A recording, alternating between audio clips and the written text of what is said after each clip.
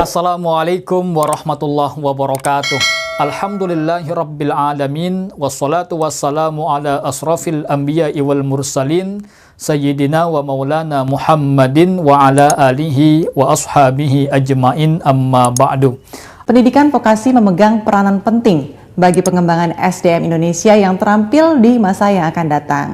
Wawasan kebangsaan itu kita hanya bisa merdeka kalau kita bersatu, bahwa Indonesia itu bukan negara agama, tapi juga bukan negara sekuler. Apa? Negara kebangsaan, religious nation state,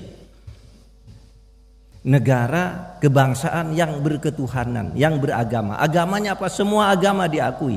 Muncullah konsep ketuhanan yang Maha Esa itu. Sistem ekonomi Pancasila sebetulnya adalah ekonomi sektor real. Ini yang pertama. So, semua transaksi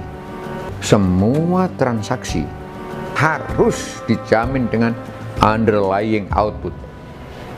Bahkan tidak saja underlying output, melainkan juga underlying transaction. Itu boleh dikatakan bahwa Rp1 yang mengalir mesti diimbangi, harus diimbangi dengan Rp1 output. Juga dengan kegiatan ekonomi yang harus kita kerjakan sesuai dengan syariat. The power of sirkah. Apa itu konsep sirkah? Sirkah arti bahasanya percampuran, ya percampuran. Secara istilah kerjasama dua orang atau lebih yang siap menanggung untung dan rugi. Kenapa sih kami memilih pengembangan bisnis dengan konsep sirkah? Ya, karena mengembangkan bisnis itu ada beberapa cara. Ya, kalau dulu orang mengembangkan bisnis dengan cara apa? Pinjem bank. Bahkan ada orang yang bilang nggak mungkin lah bisnis kita bisa berkembang tanpa pinjam bank, ya kan? Maka ketika kita bilang nggak mungkin, gimana? Nggak mungkin. Maka apa? Ya pasti caranya bank, karena pikiran kita seperti itu. Tapi ternyata ketika saya tobat, nggak mau pakai lagi yang namanya bank, Allah kasih begitu banyak jalan. Ya, salah satunya adalah sirkah ini, ya sirkah. Nah, kemudian saya semakin mantap, mengembangkan bisnis dengan konsep sirkah semakin mantap. Kenapa? Karena ada 3 alasan ya, yang membuat saya harus termotivasi kenapa saya lebih memilih mengembangkan konsep sirkah dibandingkan dengan konsep yang lain. Saya ingin menolong banyak orang, agar banyak orang punya sumber penghasilan. Tinggal bagaimana saya memantaskan diri, saya layak dipercaya. Ya enggak? Kita layak dipercaya sama orang, maka uang akan datang pada kita. Dan kabarnya Bapak Ibu, uang yang beredar di masyarakat itu triliunan. Ya. Bahkan uang yang beredar di sektor real baru 10%. Baru 10%. Ya, karena apa? Saking tidak adanya sektor real yang mampu menyerap dana masyarakat. Masyarakat lebih suka menaruh uangnya di perbankan, ya di bisnis-bisnis yang sifatnya moneter, di saham dan segala macam. Itu. Jadi belum ada orang-orang yang bisa menyerap dana masyarakat itu. Hanya 10%. Jadi potensi sangat besar. Dan saya ingin menolong banyak orang agar punya penghasilan dengan cara sirkah. Itu yang pertama. Kemudian yang kedua, jadi kami Bapak Ibu, ketika dulu kami diperjalankan sama Allah, kami dibangkrutkan, kami sangat syukuri. Ya, kami sangat syukuri. Jadi kami dibangkrutkan itu syukur. Kenapa? Dengan dibangkrutkan kami menjadi tahu apa itu yang namanya riba. Ternyata kami kemudian menjadi tahu bahwa yang menyebabkan kami jatuh adalah riba. Kenapa kami syukuri? Ternyata riba itu dosanya sangat besar. Ya, di nasnya sangat jelas, ya di hadisnya sangat jelas. Allah halalkan jual beli dan larang riba. Itu. Ini, sudah sangat jelas, ya. Ancamannya juga sangat jelas nih. Di dalam riba ada 73 pintu dosa, dan yang paling ringan seperti berzina dengan ibu kandungnya sendiri. Riba itu termasuk dosa besar. Ini. Coba Bapak Ibu, zina itu dosa kecil apa dosa besar? Hukumannya apa? Dirajam. Ya, jadi dipermalukan di depan orang, dilempari batu sampai mati. Nah, ini riba lebih besar dari itu. Ini jadi dengan kita dibangkrutkan, kita menjadi tahu riba, itu hal yang sangat saya syukuri. Sehingga saya komitmen untuk tidak pernah lagi mengembangkan bisnis dengan konsep riba, dengan cara hutang. Saya komitmen. Ya. Dan ternyata setelah saya masuk ke komunitas, ternyata juga banyak teman-teman itu yang halnya sama, jatuh karena riba. Sehingga kita sepakat riba adalah kasih sayang Allah, kita diingatkan, hei kamu jangan terus-terusan kemaksiatan kepada Allah. Itu yang sangat saya syukuri. Tapi ini Bapak Ibu, saya percaya hadis ini. Barang siapa yang meninggalkan sesuatu karena Allah, pasti akan diganti dengan jauh yang lebih baik.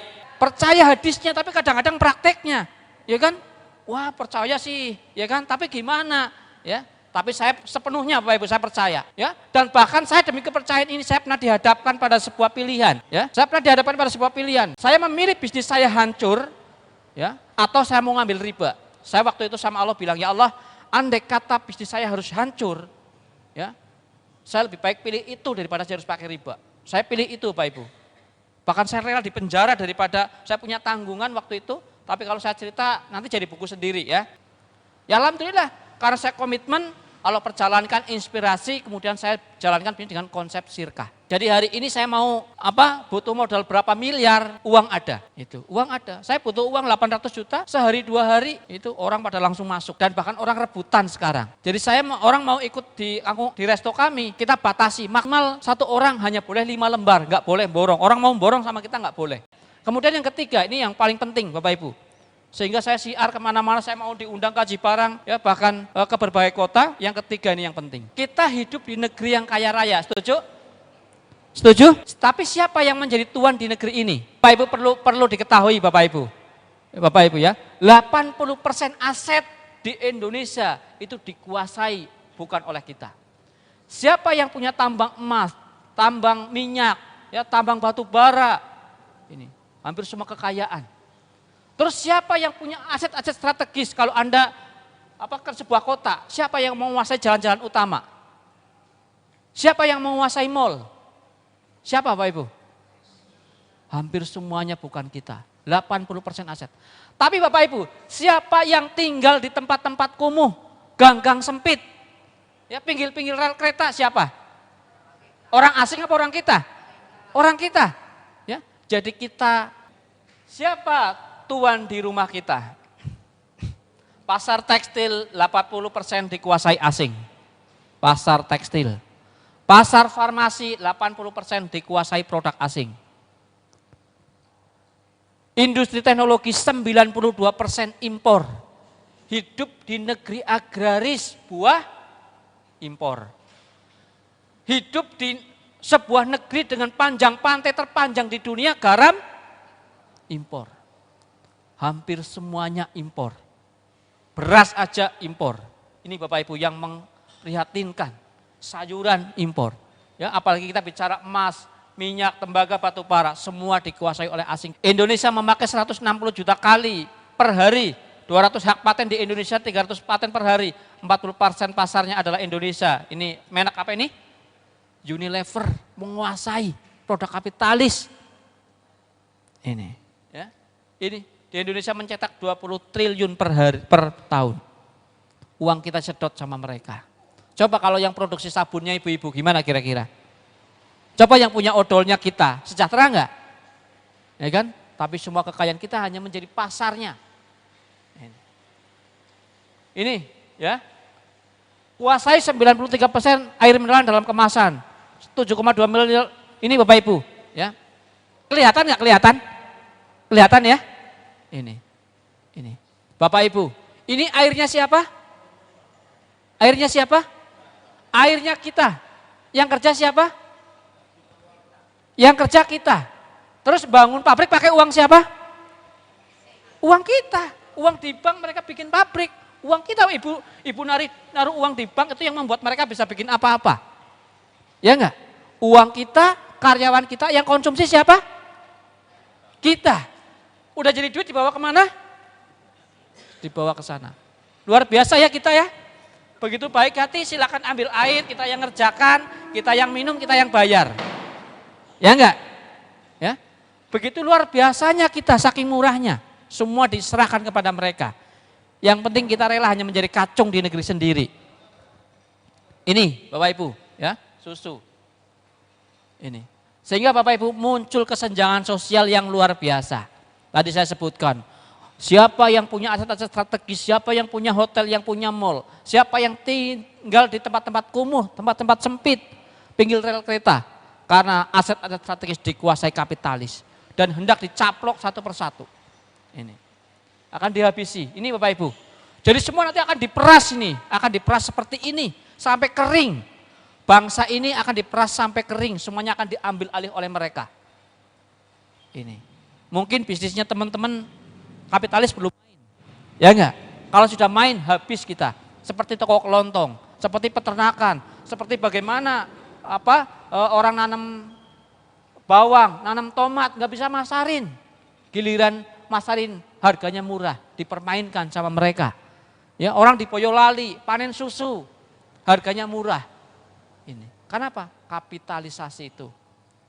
Ini teman-teman. Ya, inilah sistem ekonomi kapitalis. Bagaimana kekayaan hanya di segelintir orang. 20% orang menguasai kekayaan negeri ini, itu 80%. Segelintir orang menguasai kekayaan yang sangat kaya. Ya, sementara ini yang berdarah-darah ini masyarakat kelas bawah. Siapa ini? Orang asing atau orang kita? Orang kita. Ya, ini Bapak Ibu. Kapitalisme mengkokohkan perbudakan modern. Udah orang Indonesia pribumi kamu jadi kuli saja. Ya, jadi karyawan saja, bikin sekolah-sekolah, tujuannya kerja buat mereka. Itu. Tapi yang jadi bosnya mereka. Jadi kan sama dengan perbudakan dulu kan, yang penting kamu bisa makan. Ini, kita diperas seperti ini. Teman-teman, inilah seperti ini, ya. Kondisi negeri ini. Kita mati di lumbung padi. Coba. Ini, teman-teman, dalam sistem ekonomi kapitalis dibebaskan untuk mencari keuntungan yang sebesar-besarnya. Sehingga menimbulkan kesenjangan sosial dan ketimpangan ekonomi. Karena masing-masing individu berusaha memenuhi terjadi persaingan bebas. Bapak Ibu, jadi di sistem ekonomi kapitalis dibebaskan sebebas-bebasnya. Orang mencari keuntungan. Ada orang pribumi suruh tarung. Punya toko-toko kelontong, masyarakat disuruh tarung sama kapitalis. Kira-kira yang menang siapa? Harusnya pemerintah melindungi bagaimana kapitalis boleh buka tapi hanya di kota. Nggak boleh masuk ke desa, nggak boleh ke pasar. Harusnya yang membuat perundang-undangan seperti itu. Ya diatur oleh orang tua. Ini boleh silakan, tapi dengan aturan-aturan yang melindungi. Ini. Tapi seolah-olah dibiarkan, maka dihabisi kita. Tidak boleh dikapitalisasi, ternak, pakan, bibit dan segala macam. Ya mereka yang mengatur, telur mereka yang mengatur, sehingga apa? Mereka yang mengatur. Ini pengusaha kita akan dihabisi, dibantai. Kenapa? Mereka lebih kuat secara kapital, mereka lebih hebat secara strategi, ya kita akan kalah. Kemudian nih teman-teman, cara kerja kapitalis, ya ini hanya sekedar ini saja info saja. Nah, ini menurut dia ini ya, menurut Ketua Ekonomi World Bank, mantan Ketua Penasihat Bill Clinton mengakui di publik 4 langkah strategis World Bank untuk memperbudak negara demi keuntungan bankir. Karena tadi bank, ya senjata mereka itu bank. Ini. Nah, bagaimana? Privatisasi, pemimpin nasional akan ditawarkan 10% komisi untuk menjual aset-aset nasional. Uang akan disimpan dengan aman di rekening mereka di Swiss. Jadi kalau yang bisa menjual dapat komisi 10% pemimpin. Jadi ngapain membela rakyat? Ya enggak? Lebih baik membela kapitalis. Jadi kalau perlu apa-apa impor, buah impor dan segala macam dapat komisi enggak? Dapat komisi, tapi kalau membela rakyat belum tentu dapat komisi. Jadi kalau misalnya rakyat ketergantungan sama apapun enak, impor beras, impor segala macam dapat komisi. Jadi kenapa mereka sangat pro kepada kapitalis? Ya karena ada komisi dan biaya politik ini sangat mahal, ya enggak? Sehingga mereka harus mencari sumber inputan yang besar. Itu. Jadi kalau tidak ada pemimpin yang penuh ketulusan, mereka akan terjebak dengan sistem demokrasi seperti ini yang membuat banyak biaya. Itu. Mereka akan bagaimana mengerahkan, ya.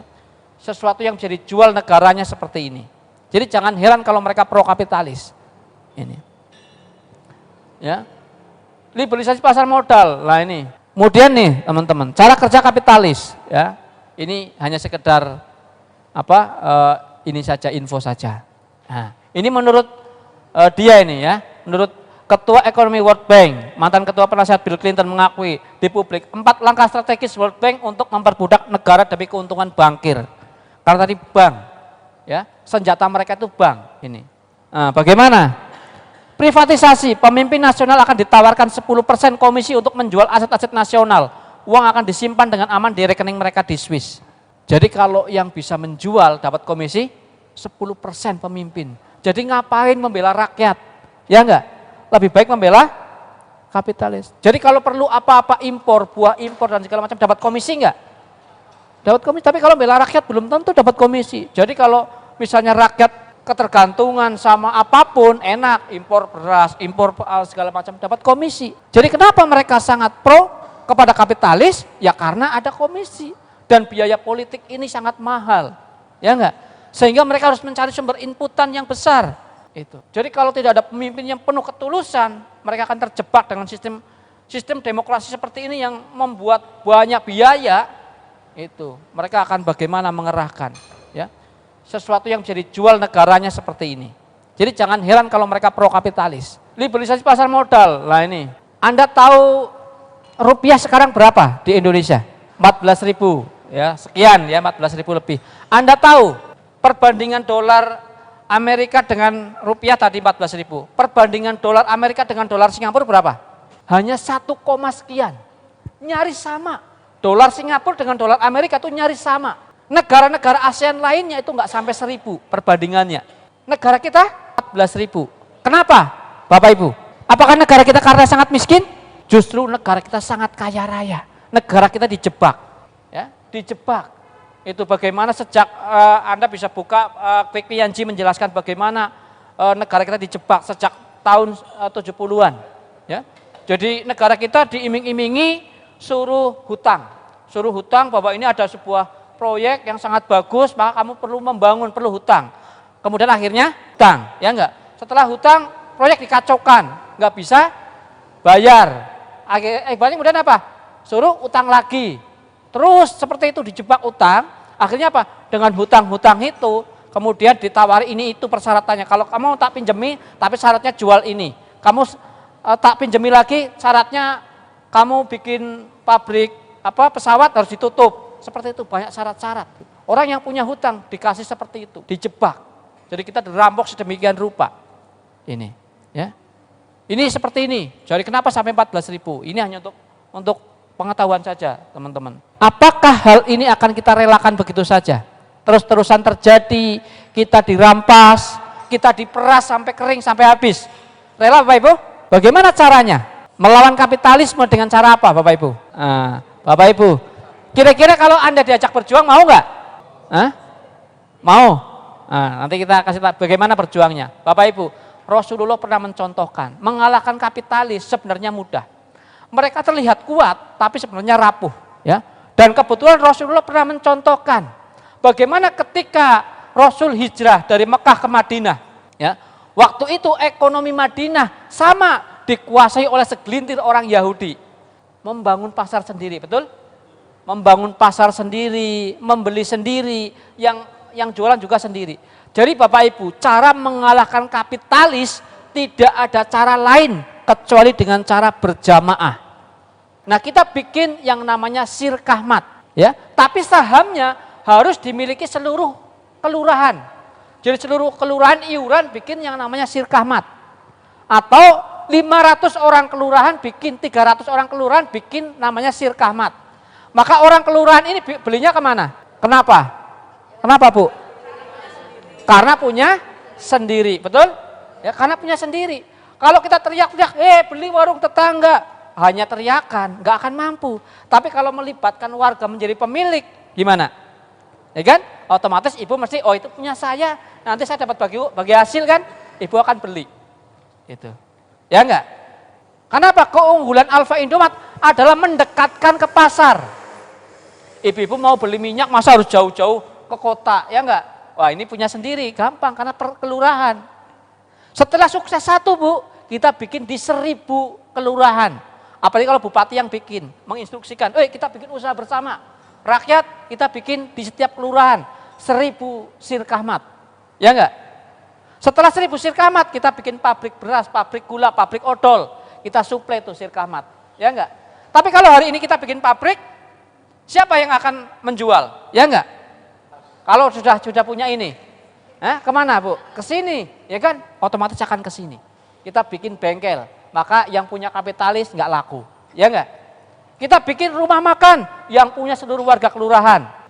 Ya, kita bikin lagi apa? Oh salon, oh ibu-ibu suka perawatan nih, yuk kita bikin rame-rame salon kecantikan. Oh ibu-ibunya cantik semua, punya penghasilan semua. Gimana Bu? Ya, satu kelurahan bisa? Apakah hal ini akan kita relakan begitu saja? Terus-terusan terjadi, kita dirampas, kita diperas sampai kering, sampai habis. Rela Bapak Ibu? Nggak rela. Terus caranya bagaimana? Bagaimana caranya? Melawan kapitalisme dengan cara apa Bapak Ibu? Nah, Bapak Ibu, kira-kira kalau Anda diajak berjuang mau nggak? Hah? Mau? Nah, nanti kita kasih tahu bagaimana berjuangnya. Bapak Ibu, Rasulullah pernah mencontohkan, mengalahkan kapitalis sebenarnya mudah. Mereka terlihat kuat, tapi sebenarnya rapuh. Ya, dan kebetulan Rasulullah pernah mencontohkan bagaimana ketika Rasul hijrah dari Mekah ke Madinah. Ya, waktu itu ekonomi Madinah sama dikuasai oleh segelintir orang Yahudi. Apa yang dilakukan Rasulullah untuk mengalahkan?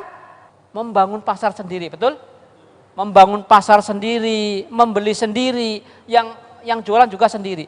Jadi Bapak Ibu, cara mengalahkan kapitalis tidak ada cara lain kecuali dengan cara berjamaah. Ada mart-mart modern, tahu maksudnya? Nah, kita bikin yang namanya sirkahmat. Ya, tapi sahamnya harus dimiliki seluruh kelurahan. Jadi seluruh kelurahan iuran bikin yang namanya sirkahmat. Atau 500 orang kelurahan bikin, 300 orang kelurahan bikin namanya sirkahmat. Maka orang kelurahan ini belinya kemana? Kenapa? Kenapa Bu? Karena punya sendiri, betul? Ya, karena punya sendiri. Kalau kita teriak-teriak, beli warung tetangga, hanya teriakan, nggak akan mampu. Tapi kalau melibatkan warga menjadi pemilik, gimana? Ya kan? Otomatis ibu mesti, oh itu punya saya, nanti saya dapat bagi hasil kan, ibu akan beli. Kenapa? Keunggulan Alfa Indomaret adalah mendekatkan ke pasar. Ibu-ibu mau beli minyak, masa harus jauh-jauh ke kota, ya enggak? Wah ini punya sendiri, gampang karena per kelurahan.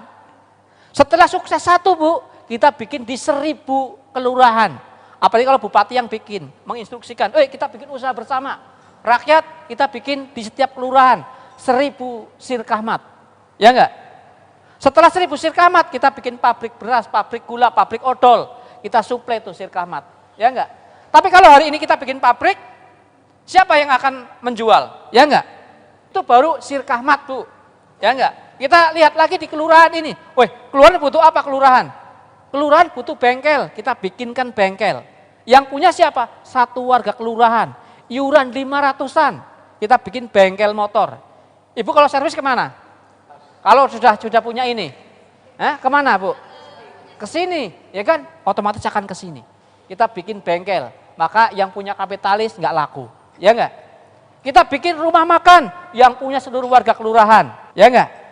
Ya, kita bikin lagi apa? Oh salon, oh ibu-ibu suka perawatan nih, yuk kita bikin rame-rame salon kecantikan. Oh ibu-ibunya cantik semua, punya penghasilan semua. Gimana Bu? Ya, satu kelurahan bisa? Nanti kita lihat butuhnya apa kita bikinkan, ya enggak? Modalnya dari semuanya. Bagaimana Bu? Kalau sirkahmat nasibnya mat-mat modern, mat-mat kapitalis kira-kira gimana? Kita nggak perlu teriak boikot, ya enggak? Dengan sendirinya mereka operasional besar, mereka tutup, betul? Itu cara mengalahkan mereka. Saya kemarin diajak diskusi, PKU Muhammadiyah kepengen bikin rumah sakit. Saya bilang, Pak kalau bisa kekuatan jamaah dilibatkan. Mereka memiliki rumah sakit, ya, iuran, udah patungan, bikin rumah sakit dilibatkan semua. Kita bikin PKU Aji Barang nih, bikin rumah sakit, ya kan? Kemudian yang punya seluruh jamaah masjid-masjid binaan, kira-kira gimana? Ya kan? Udah yang mendoakan dan segala macam. Dan saya memimpikan Bapak Ibu, kami ingin bikin mall di sebuah kabupaten yang sahamnya dimiliki satu orang kabupaten. Coba ketika ada mall-mall lain, tapi kita satu kabupaten punya saham di sini, kita bangun di atasnya masjid yang gagah. Ya kalau Jumatan rame, kalau adzan kita tutup, kira-kira bisa nggak? Bisa, karena itu mall kita, ya nggak? Powerful nggak? Itu Bapak Ibu, itu sangat bisa, ya, sangat bisa, ya. Cuman untuk melangkah ke sana, memang butuh yang namanya bertahap, trust, kepercayaan. Hari ini kami sedang membangun yang namanya kepercayaan. Itu nanti akan kami ceritakan bahwa kami optimis. Ya, kami optimis bisa mengelola uang triliunan. Hari ini kami baru bicara miliaran. kami sudah mengelola uang miliaran. Tapi ketika kita mampu menjadi yang dipercaya, maka saya yakin triliunan akan mampu kita kelola. Bagaimana teman saya, Bapak Ibu? Teman saya buka perkebunan. Dia resah dengan kepemilikan lahan-lahan yang dikuasai oleh kapitalis. Ya, maka dia buat perkebunan dipadu dengan wisata, 10 hektar. Masing-masing orang bisa beli 100 meter. Anda beli 100 meter, langsung disertifikat atas nama Anda. 10 hektar, jadi Anda punya. Tapi pengelolaannya di kita. Kita bikin perkebunan durian, perkebunan zaitun. Ini teman saya seperti itu. Ada tempat wisatanya, jadi perkebunan plus tempat wisata. 10 hektar, kemudian ibu-ibu bisa mau berapa? 100 meter, 200 meter, 300 meter boleh. Sertifikat langsung atas nama Anda. Itu teman saya sudah melakukan. Ini Bapak Ibu. Mungkin nggak Bapak Ibu mengalahkan kapitalis? Masuk akal? Ya, nanti kita akan sharing bagaimana caranya, bagaimana stepnya. Itu baru motivasinya ya. Nah, itu baru motivasinya, nanti kita akan bicara tentang step strateginya bagaimana. Ini, oke. Tentu kita nggak mau membiarkan hal ini terjadi. Ya kan? Ini.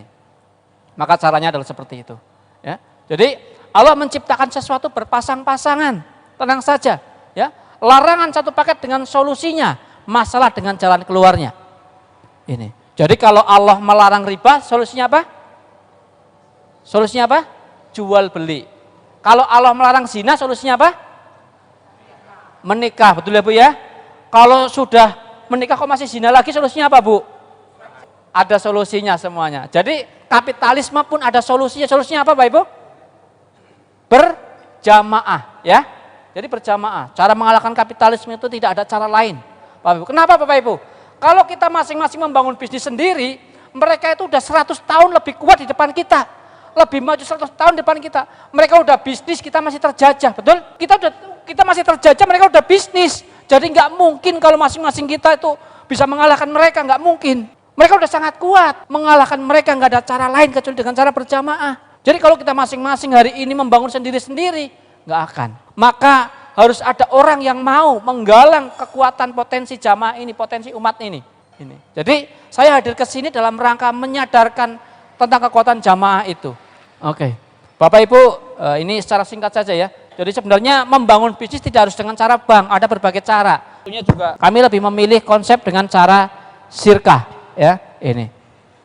Oke, nah sirkah menurut bahasa tahu lebih. Nah, landasan hukum sirkah, yang artinya sesungguhnya kebanyakan orang-orang yang berserikat itu, sebagian dari mereka itu berbuat zalim kepada sebagian yang lain, kecuali orang-orang yang beriman dan beramal soleh. Dan amatlah sedikitlah itu. Bapak Ibu, apa yang sering Anda dengar ketika orang bekerja sama? Permusuhan, ya, perpecahan, ya enggak? Apalagi pengkhianatan dan segala macam, berujungnya pokoknya perpecahan seperti itu. Karena memang ayatnya menyatakan teramatlah sedikit yang mereka berhasil. Ini sedikit yang berhasil. Sedikit itu artinya ada nggak Bapak Ibu? Ada. Maka kami ingin bagaimana menjadi yang sedikit, maka harus mengilmui bagaimana kerjasama agar tidak berujung seperti. Karena lumrahnya kerjasama di sini disebutkan memang berujung pada perpecahan, permusuhan, ketidakberhasilan. Maka yang ingin saya share kerjasama seperti apa? Ya, ini. Kenapa kami memilih sirkah Bapak Ibu? Ini sebuah hadis qudsi, ya, menyampaikan sesungguhnya Allah Subhanahu wa taala berfirman, aku adalah yang ketiga pada dua orang yang bersirkah, bersekutu, ya. Selama salah seorang dari keduanya tidak mengkhianati temannya, aku akan keluar dari persekutuan tersebut apabila salah seorang mengkhianatinya. Bapak Ibu, Allah akan bersama orang-orang yang bersekutu. Kira-kira kalau Allah sudah bersama orang yang bersekutu, bersirkah, kira-kira gimana? Kami merasakan Bapak Ibu penuh keberkahan, kemudahan. Adapun kami membangun bisnis bisa kemana-mana, diberikan kemudahan, karena bukan karena hebatnya kita. Ya, karena kita punya niatan tulus 3 tadi. Ya, kita bukan semata-mata ingin cari duit. Kalau semata-mata cari duit, kami lebih mengembangkan bisnis dengan konsep franchise. Sudah satu orang punya duit, kita bikin usaha. Kita langsung dapat untung. Ya. Orang ditanya sama orang, apa enggak ribet Mas ngelola banyak orang? Enggak. Selama kita bisa mengilmui dan profesional, kita merasakan keberkahannya. Ini. Jadi kami memegang betul landasan-landasan ini. Ini kami pegang betul. Ini, ya. Dan kami merasakan keberkahan dan kemudahan yang kami alami. Ini the power of sirkah, the power, kekuatan dari sebuah sirkah. Yang kecil-kecil Bapak Ibu bisa menjadi besar. Uang Anda 1 juta, 2 juta bisa bikin mall? Bisa kalau satu kabupaten, ya enggak? Bisa bikin rumah sakit? Bisa. Ya. Bisa bikin tempat wisata? Bisa. Kita bikin tempat wisata di sini yang gede. Yuk iuran 1 jutaan, 1 juta orang. Bisa. Itu. Ya. Dari kecil-kecil bisa mempunyai kekuatan yang besar. Ya kan? Kemudian menjadi kuat. Kita bisa mengalahkan kapitalis? Yakin Bapak Ibu? Bisa. Kenapa? Tadi yang lemah-lemah bersatu. 1 lidi dengan 1000 lidi berbeda. Ini, ya, ini. Jadi punya kekuatan. Kemudian menjadi banyak cabang kita bisa di mana-mana, usahanya bisa jadi macam-macam karena dengan bersirkah. Dan yang luar biasa, yang tidak bisa pun menjadi bisa. Ibu-ibu nggak bisa bisnis, bisa punya restoran, bisa Bu? Bisa punya rumah sakit, ya, bisa punya apa-apa, ya. Teman-teman kami di TKI Bu posting kangkung bakar. Ih, itu bisnis kamu ya? Iya, ini bareng sama teman-teman, keren ya. Ya enggak? Ibu posting punya bisnis habis makan di kangkung bakar, habis mengunjungi kangkung bakar saya nih, bisa. Ya, coba Bu, punya kangkung bakar yang punya 100 orang, ya enggak? Berarti apa? Yang mendoakan berapa? Paling tidak 100 orang. Yang beli, dia akan ceritakan, ngajak sama temennya, itu kangkung bakar saya loh, ya enggak? Lebih powerful enggak? Anda punya rumah makan yang punya 100 orang. Gimana 100 orang itu mendoakan? Ya enggak? Ngajak temannya, ngajak saudaranya. Ya enggak? Lebih powerful. Lebih cepat viral. Ya kan? Yang enggak bisa pun menjadi bisa. Ini. Sebab-sebab kegagalan sebuah kerjasama syirkah. Saya sebut 6 pembunuh kerjasama. Ini yang sering dilakukan, kenapa kerjasama sering berujung pada perpecahan, kegagalan, permusuhan. Ini yang harus diperhatikan. Kalaupun Anda menjadi seorang investor, Anda perhatikan ini. Jangan sampai Anda bekerja sama dengan yang seperti ini. Ya. Yang pertama, teman-teman, minimnya skill bisnis, unkompeten bisnis. Orang yang bekerja sama tidak berkompeten dalam bisnis. Ya. Tidak mempunyai skill bisnis. Bapak Ibu, kami mengenal istilah success by design, not success by accident. Sukses itu adalah hasil dari perencanaan, bukan sekedar kebetulan. Bagaimana perusahaan-perusahaan besar, para kapitalis itu ketika buka bisnis, itu mereka betul-betul direncanakan. Mau buka cabang saja, mereka itu bikin titiknya, mau buka cabang ditengok. Berapa sih kendaraan yang lewat? Ya enggak? Berapa sih jumlah mobil yang lewat? Berapa sih jumlah kepadatan penduduk? Mereka survei dulu. Mau buka KFC nih, mau buka Alfamart, mereka survei. Ya. Berapa kepadatannya? Bagaimana parkirnya, letaknya, ya. Kemudian bagaimana outletnya, bagaimana marketingnya, bagaimana stok produknya. Mereka itu desain, nggak kebetulan. Tapi coba pengusaha kita bikin, ya sudah buka-buka aja gitu kan. Hanya bermodal nekat. Maka ketika Anda mau bekerja sama dengan orang, lihat orangnya. Sudah sukses di mana saja. Punya ilmu bisnis nggak? Sehingga sukses itu hasil dari sebuah perencanaan, nggak boleh hanya sekedar kebetulan. Mengandalkan untung-untungan, sukses syukur enggak ya? Ya, harus direncanakan. Ini tidak hanya bisa bermodal semangat saja, wah semangat, kemudian bersirkah, enggak. Harus didesain. Target marketnya siapa? Cara menyentuhnya bagaimana? Marketingnya bagaimana? Semua menggunakan ilmu, enggak asal-asalan. Kenapa orang asing ketika mereka berbisnis itu peluang suksesnya besar? Karena mereka menguasai ilmu bisnis, betul? Ya. Tapi pengusaha kita, kenapa? Orang baru modal semangat, ngajakin kerjasama, ya rawan bubar. Maka yang saya sarankan Bapak Ibu, sirkah baiknya untuk usaha-usaha yang sudah teruji, sudah terbukti. Kita bikin nih satu rumah makan sukses, maka yang kedua ini yang kita sirkahkan, yang ketiga yang kita sirkahkan, bukan yang pertama. Kecuali orangnya memang punya skill, punya kompetensi, sudah punya bisnis macam-macam dan dia sukses. Tahu ilmu bisnis, boleh lah. Ya, boleh. Ini. Itu yang pertama. Betul tidak Bapak Ibu? Ya, Anda coba lihat kalau ada orang bekerja sama ribut, mesti kebanyakan karena mereka nggak punya kompetensi bisnis, usahanya gagal. Betul? Yang mau dibagi apa? Bagi ribut, iya, ya kan? Karena gagal baginya bagi ribut, ya. Kemudian yang kedua, Bapak Ibu, ya amanah, kurang amanah. Ini, ya tidak amanah. Orang-orang yang bekerja sama tidak amanah. Amanah sama jujur sama nggak? Beda. Beda ya. Nah, Ibu Mukimah, ini saya titipi uang, Ibu Mukimah ngajukan apa modal 100 juta. Ya saya titipi. Ya, iya Bu nih 100 juta. Ibu jujur nih, Mas mohon maaf Mas, uangnya malah kemarin buat mantu anak saya. Enggak? Jujur enggak? Jujur, amanah enggak?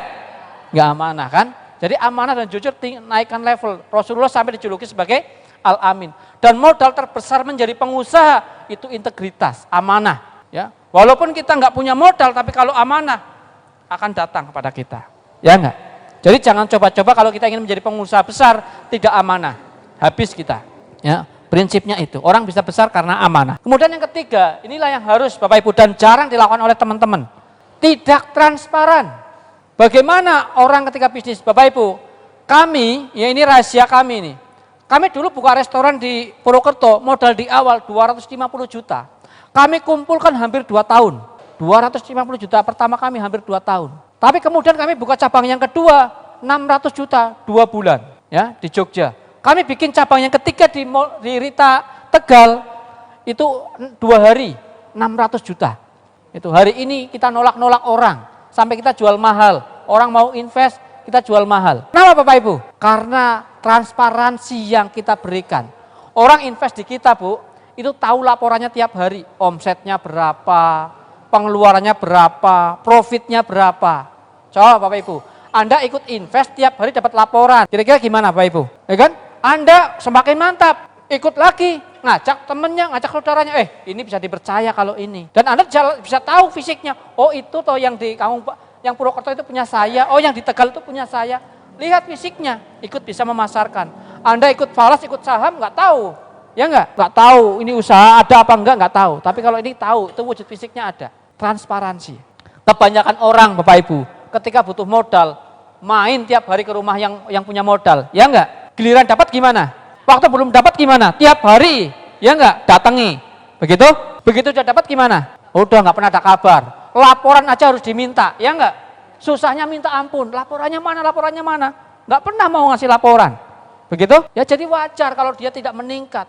Maka hari ini kami meyakini hari ini kami baru miliaran Bapak Ibu. Tapi 5 tahun yang akan datang kami sangat optimis bisa mengelola dana triliunan. Apalagi proyek-proyek kami akan jauh lebih besar, Dan kami sudah jalan 4 bisnis, ya, restoran, barbershop, kemudian ada pabrik paving dan sama Mas Fauzi kami pabrik beras.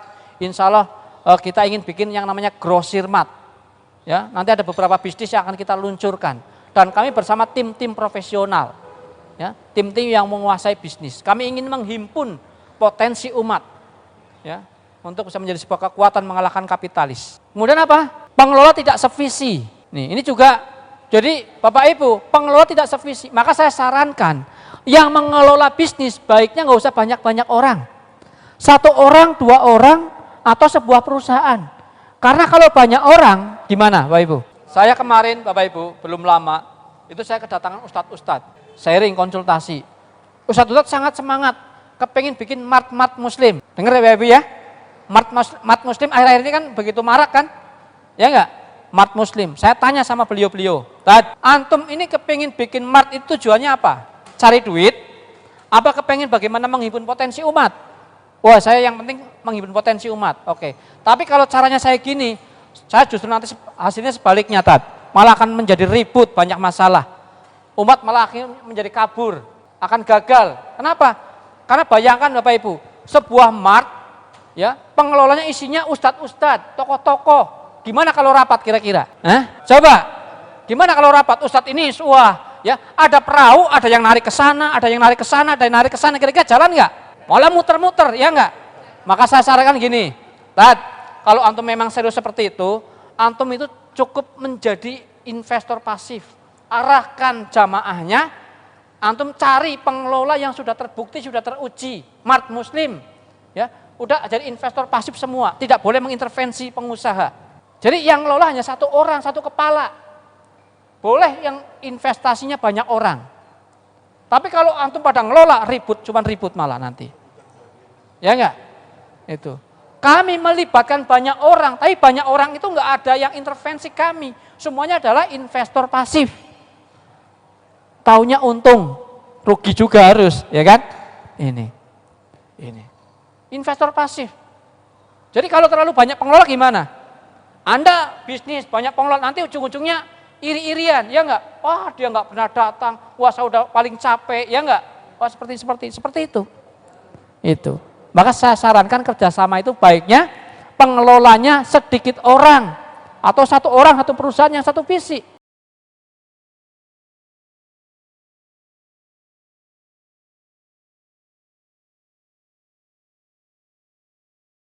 Umat itu uangnya sangat besar, sangat banyak, betul?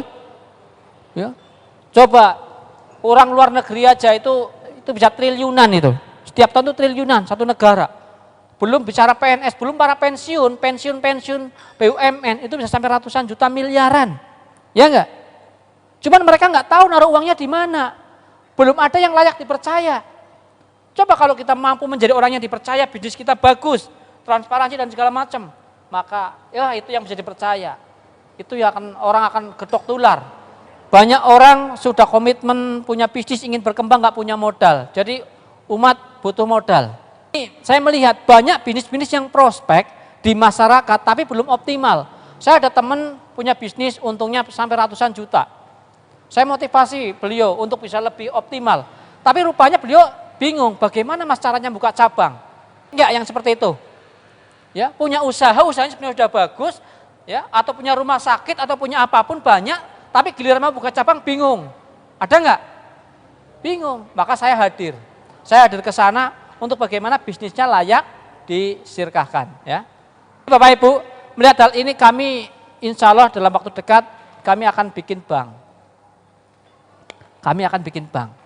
Kenapa motivasinya kami bikin bank, Bapak Ibu? Fungsinya seperti bank tapi tidak seperti bank. Jadi begini, bank itu menyerap dana masyarakat, betul? Kemudian didistribusikan lagi berupa apa? Berupa kredit, ya kan? Berupa kredit. Nah, kemudian untungnya dari mana? Dari selisih, ya kan? Beda dengan banknya kapitalis. Mereka menyerap dana masyarakat, kemudian mereka bikin bisnis-bisnis sendiri, ya enggak? Sehingga apa? Dengan bank mereka mampu bikin mall, ya kan? Mampu bikin pabrik, mampu bikin kota. Mereka beli tanah di pinggir Jakarta, ya kan? Yang ada istilah anak buang jin aja nggak mau, ya? Mereka beli. Setelah dibeli apa? Dibangunlah kota. Dibikin mall, dibikin rumah sakit, tempat wisata, segala macam, ya, bikin BSD, kemudian mall Ciput, segala macam, Maikarta dan segala macam mereka bikin. Yang tadinya tanahnya itu sangat murah, kemudian menjadi gimana? Menjadi berlipat-lipat. Itu yang dilakukan di luar Jawa. Mereka beli tanah, mereka beli pulau. Ini. Kenapa mereka bisa beli? Karena mereka punya bank, ya enggak? Karena mereka punya. Ketika ada aset dijual nih, aset anak tuan tanah, anak-anak negeri ini jual sekian ratus hektar. Siapa yang mampu beli? Ada nggak orang kita mampu beli? Nggak ada. Maka siapa yang beli? Yang beli mereka. Ketika ada gunung dijual, ya, siapa yang mampu beli? Ada anak orang kita mampu beli? Nggak ada. Karena kita nggak punya bank. Maka saya mau bikin bank. Ya, saya bikin bank. Bapak Ibu naruh uangnya di bank, ya, di tempat kita, itu kan? Lah nanti uang sama kita untuk membuat bisnis dan untuk membiayai teman-teman yang bisnisnya bagus. Teman-teman syaratnya temannya harus kita sangat ketat, teman-teman bisnisnya bagus akan kita biayai. Ibu punya usaha bagus, rumah makan, maka kita akan bantu bagaimana yang kedua dan seterusnya kita biayai. Konsepnya bagi hasil, ya, bagi hasil dengan kita. Ya. Dan orang-orang yang bekerja sama dengan kita akan bantu. Kita ada tim marketing, tim branding, tim accounting akan membantu turun ke dalam bisnisnya ibu-ibu, membantu bagaimana dibenerin. Karena apa? Keberhasilan Bapak Ibu bisnisnya adalah keberhasilan bank, betul? Kita akan bantu. Ini. Ya. Selain itu kita akan bikin seperti Maikarta. Wah, kita Aji Barang ini kita beli, ya kan? Kita bangun kota baru, biar Purwokerto kalah, ya enggak? Nanti harganya Aji Barang itu lebih mahal dari Purwokerto. Bisa nggak? Bisa. Yuk kita bikin mallnya di sini, kita bikin rumah sakitnya di sini, kita wisatanya di sini, bisa? Bisa. Ya, kalau kekuatan banyak, karena kita punya uang, karena kita punya bank. Jadi saya bermimpi ingin mengelola dana triliunan. Karena salah satu impian saya, jujur Bapak Ibu, saya ingin mengalahkan 9 cacing. Itu salah satu impian saya dan semoga nanti muncul lain, biar saya ditemenin, ya kan? Jangan sendiri, tapi muncul apa 9 onta ya, cacing kita injak-injak kan, ini. Jadi biar muncul seperti itu, ini, ya, ini. Ayo, ya, bangkit. Karena apa? Kekayaan harus di tangannya orang-orang yang soleh, orang-orang yang baik, ya enggak, agar menebar kebermanfaatan. Karena kalau kekayaan di tangannya orang yang salah gimana? Ya, hanya untuk angkara murka. Jadi termotivasilah ya untuk kita bagaimana menjadi orang yang kaya, ya, untuk menebar kebermanfaatan. Ini potensi umat, Bapak Ibu. Jadi saya ingin menyerap, harus ada orang-orang yang punya kemampuan, ya, menyerap dana masyarakat, mengelola dana umat menjadi sebuah kekuatan yang besar.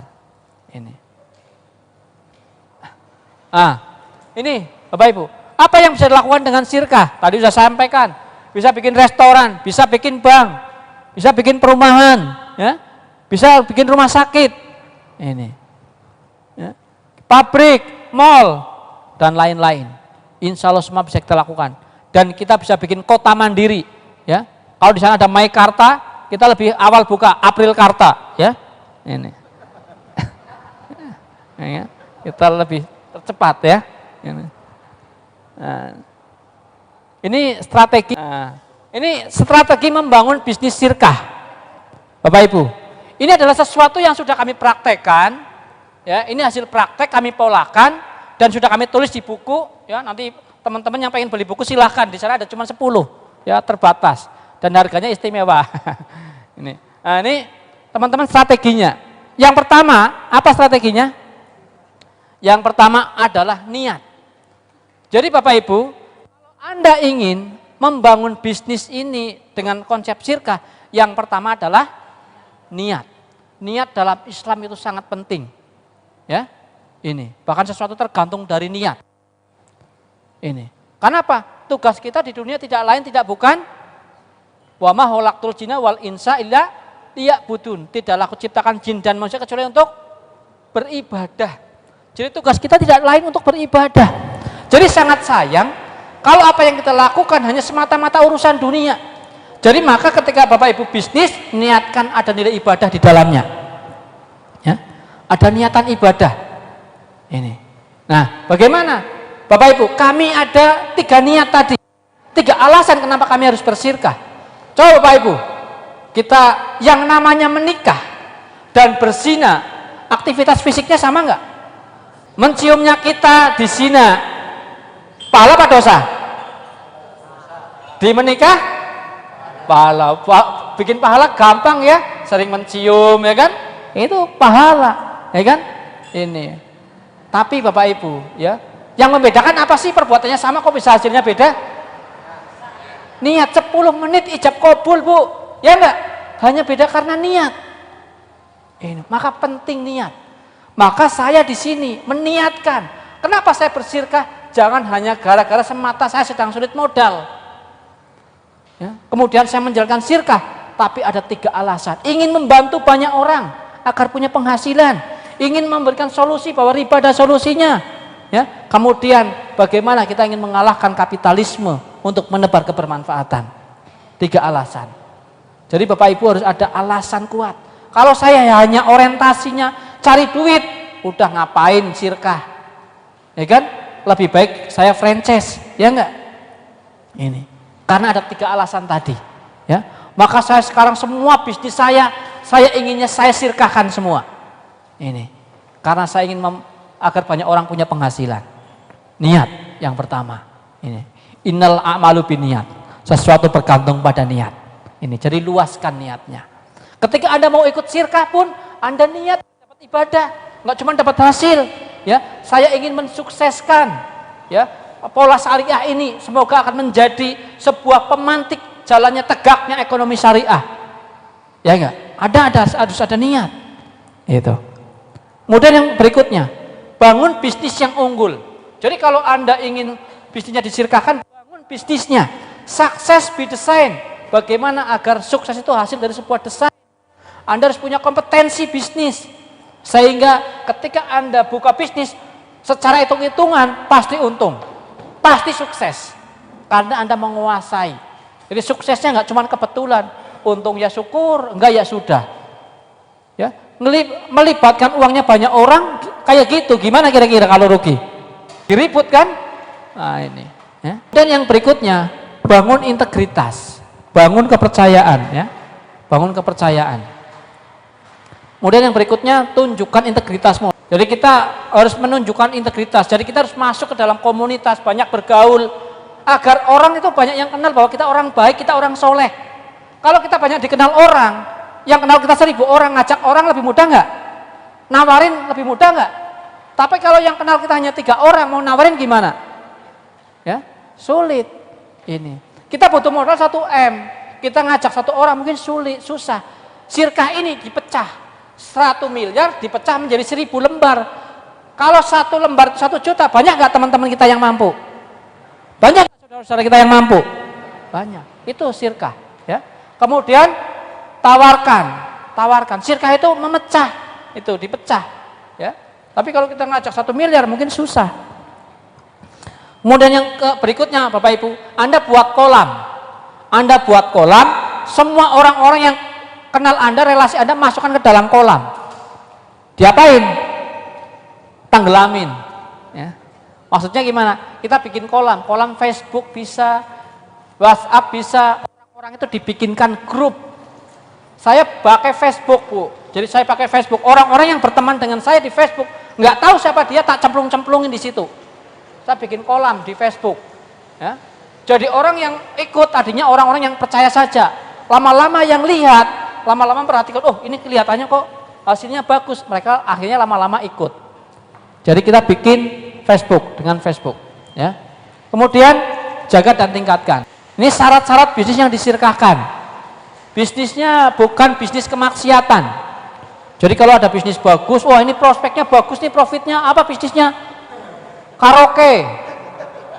Nah, gimana? Oh, saya nggak tertarik, ya. Walaupun profitnya bagus nggak tertarik. Kenapa? Hidup adalah untuk ibadah, ya. Ini. Jadi kalau ibu-ibu senang karaoke, saya diajak, saya nggak mau juga kan. Ini. Karena apa? Bisnis kemaksiatan. Yang kedua, bisnis harus terbukti dan teruji. Bisnis yang disirkahkan baiknya adalah bisnis-bisnis yang sudah teruji, sudah terbukti. Baik orangnya maupun bisnisnya itu lebih bagus. Ya. Kemudian bisnisnya tersistem dan autopilot. Jadi kita sistemkan standarisasi. Bagaimana kami di Kangkung Bakar, Bu, menunya macam-macam. Tapi seperti masak mie, sari mie. Jadi masak ayam sudah ada bumbunya 1 saset. Masak kangkung ada bumbunya 1 saset. Masak apa-apa sudah 1 saset. Ini sudah kita standarkan. Jadi dimanapun kita nggak terpengaruh sama karyawan, nggak kenal koki. Dimanapun rasanya sama. Kita standarkan menunya, standarkan operasionalnya, standarkan marketingnya, standarkan tempatnya. Ini kita standarkan bagaimana outletnya, harus seperti ini tulisannya, semua kita standarkan, ya, agar mudah diduplikasi, tersistem. Itu. Kemudian harus profitable, harus keuntungannya harus menarik, ya, harus menarik, harus menguntungkan. Kemudian harus transparan dan amanah tadi. Jadi kalau Anda mau bersirkah, Anda harus mau transparan, Anda harus mau amanah. Kemudian memberikan sharing profit. Bapak Ibu, kami ada infak. Setiap cabang ada infak 10%. 10% satu cabang bisa sampai 10 juta infaknya. Kalau infaknya 10 juta, ya, kita 5 cabang itu ke GSC, Gerak Sedekah Cilacap. Coba sebuah yayasan dapat sedekah dari kita 50 juta. Kira-kira gimana Bapak Ibu? Ya kan? Bisa menjalankan operasional dakwahnya atau operasional sosialnya. Ini jamaah masjid nih, bikin sirkah, ada 10% masuk ke masjid. Kira-kira gimana? Ada 10 sirkah. Ya enggak? Masjidnya dapat infak kan? Otomatis masjidnya tambah bagus, ya enggak? Jadi PR kita membuat bisnis yang profitnya bagus, sehingga bisa memberikan infak kepada masjid, infak kepada yayasan sosial, yayasan dakwah, itu. Semakin banyak sirkah-sirkah yang ada, itu maka yayasan sosial, yayasan dakwah akan bisa berjalan dengan baik. Ini. Kami ingin bagaimana pesantren entrepreneur, orang yang bertakwa tapi punya jiwa entrepreneur, menjadi pengusaha-pengusaha sukses. Terima kasih. Wassalamualaikum warahmatullahi wabarakatuh.